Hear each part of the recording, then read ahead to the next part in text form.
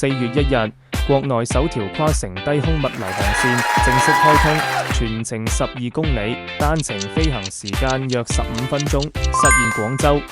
黃埔與東莞水鄉的空中直連，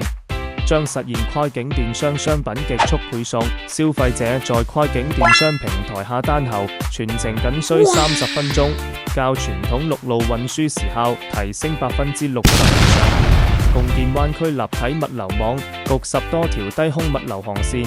黃埔海關部門創新實施前店後倉加無人機配送監管模式、專用查驗平台等措施，